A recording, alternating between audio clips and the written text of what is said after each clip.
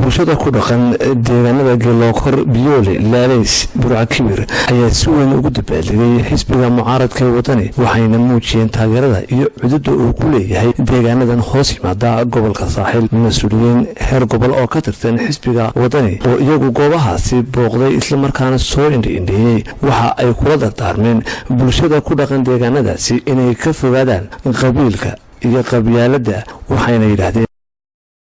soo wadani siin mayno wadani baynu siinaynaa soo maaha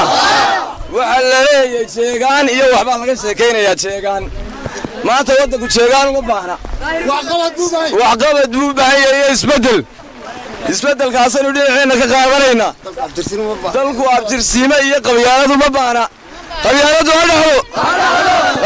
ha dhaxlo oo asaga soo dhaweeyeen waddankuna wuxuu baahan yahay kulmiyaana loo horan jiray isbedel baa loo baahan yahay isbedelkii waynu aragnay wixii kulmiyaanu kala kulannay waxa weeye maanta dalkii waa la dhameeyo dadkii baa haday waxaan idiin sheegayaa xusbiga aynu maanta u soconnaa waa xusbiga rajada waa xusbiga guusha waa xusbi abaal inagu leh haddaynu nahay gobolka Saaxil wuxuu inagu leeyahay abaal xusbiyadii loogu talagalay in doorashada lagu galo waxa loo bedelay hagbad hadday hagbad tahayna hagbadii koowaad waxa qaatay reerka la yiraahdo Ciise Muuse gobolka Saaxil dega 79 kii uu qaatay abaalkiina inuu gudno abaalkeeni inuu gudno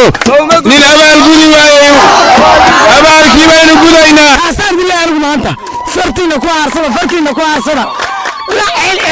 عشرة وحيد كتجي 10 دونتا